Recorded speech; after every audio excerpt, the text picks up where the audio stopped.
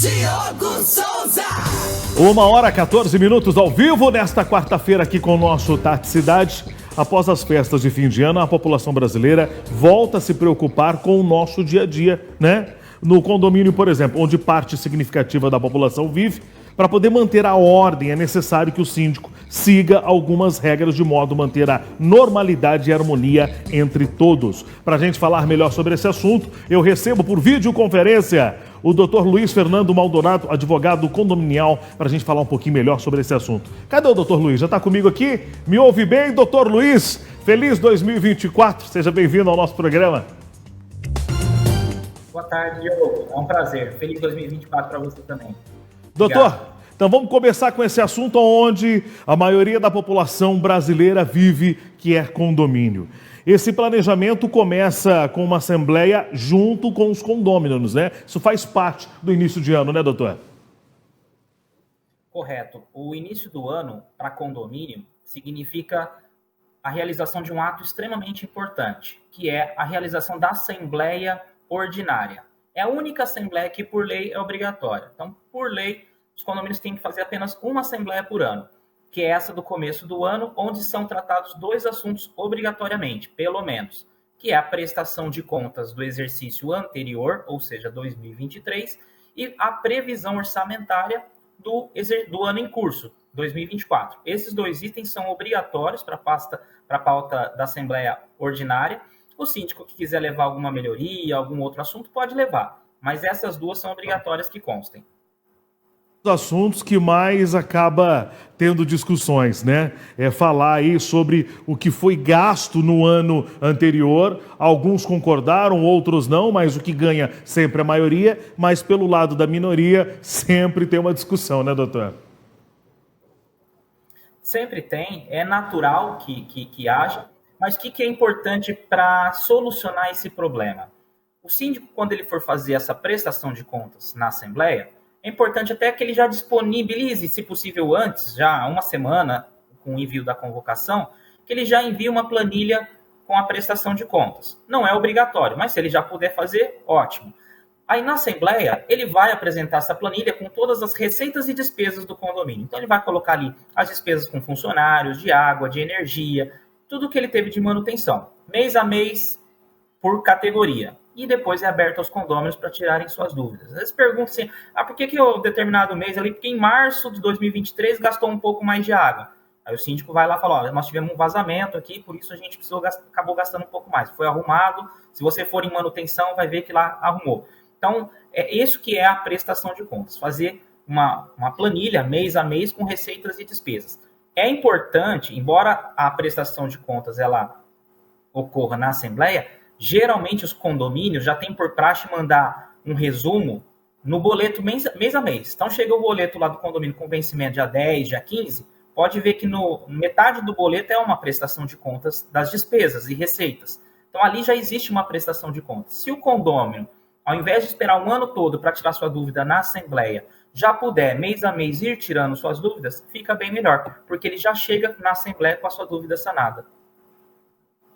Primeiras assembleias que acontecem no início de ano, é importante o síndico, né, expor para os condôminos o que ele tem disponível, né, em verbas ali no caixa para poder trabalhar com esse condomínio, não é, doutor? Exatamente, que aí a gente entra no ponto seguinte, que é a previsão orçamentária, que é onde ele vai montar o orçamento do ano, baseado, justamente ele pega a média de despesa dos últimos 12 meses, vê quanto custou manter o condomínio fazendo uma média, porque tem mês que gasta mais, tem mês que gasta menos, fazendo uma média desses 12 meses, junto com uma administradora, que é um escritório de contabilidade especializado em condomínio, tem um know-how para isso, e vai chegar num determinado valor. Olha, precisamos reajustar em 5%, 10%, 15%, porque houve aumento de água, de energia, de dissídio do funcionário, né? Vai ser justificado o porquê do aumento, né? Tudo teve aumento nesse ano de 2023, né? Até mesmo custos de construção civil, que é algo que condomínio consome muito, porque condomínio tem muita manutenção, e o condomínio vai fazer manutenção, utiliza itens da construção civil para comprar. Então, houve muito, nós sabemos que o SAERC teve aumento, que a energia elétrica teve aumento, então isso tudo reflete na conta da previsão orçamentária do condomínio. Então, Quando é levada essa previsão baseada na média de gasto, vai ser levado em consideração esses índices de reajustes também. Doutor, uma outra prioridade também é que a partir da apresentação do dinheiro que tem em caixa, o síndico deve discutir as prioridades do ano, né? Nós sabemos que tem as prioridades, mas algumas que fazem parte também do ano letivo aí para poder ajudar no orçamento desse condomínio, né? Com toda certeza. Condomínio, a previsão orçamentária, geralmente, ela engloba apenas os custos de manutenção do condomínio, ou seja, aquelas despesas do dia a dia, que é funcionário, água, luz, energia, prestadores de serviço, administradora, remuneração do síndico. As melhorias, elas podem ser levadas já nessa assembleia também. E ver quais tipos de melhorias que os condôminos querem. Querem investir em câmeras para segurança? Querem investir em cerca elétrica? Querem investir em cobrir as garagens? Então, isso daí é algo que pode ser levado nessa assembleia. É um tratamento diferente, porque já é uma receita extraordinária, que já é para melhorias, mas pode ser levado. O síndico precisa pegar orçamentos, verificar a idoneidade das empresas, né? Geralmente é o advogado do condomínio que puxa a capivara das empresas para ver se são empresas idôneas para prestar um determinado tipo de serviço. Às vezes leva a possibilidade de repintar o prédio geralmente precisa ser repintado de 5 em 5 anos para que não haja infiltrações, para que ele possa manter a sua qualidade de imagem também, mas pode ser levado sim nesse período já algumas melhorias. Querido telespectador, quiser participar com a gente também, mora em condomínio, quer tirar dúvidas, pode mandar agora para nós, 99211-2125, que o doutor Luiz responde. Doutor, e se houver mais necessidades do que dinheiro disponível em caixa, o que o síndico deve fazer? Ele deve aproveitar a assembleia, ou se já não tiver uma assembleia, convoque uma, para apresentar esses números para os moradores. Porque aí o que acontece? O condomínio está com um déficit de receita. Despesa está maior que receita. Isso não pode acontecer, porque a conta não fecha. O condomínio vai quebrar. Uma hora ele vai deixar de pagar conta de luz, conta de água, o INSS de funcionário, e isso não pode acontecer. Então, se o síndico está vendo que existe um déficit de receita em relação às despesas, está menor, ele precisa chamar uma assembleia, revisar essa previsão orçamentária para fazer um reajuste. Mas, claro, o condômino que não acompanha o dia a dia do financeiro do condomínio, ele tem o direito de saber o porquê desse aumento. E aí o síndico precisa explicar o porquê desse aumento. Explicar, olha, estamos em defasagem por quê? Teve um reajuste dos funcionários lá de 12%, por exemplo.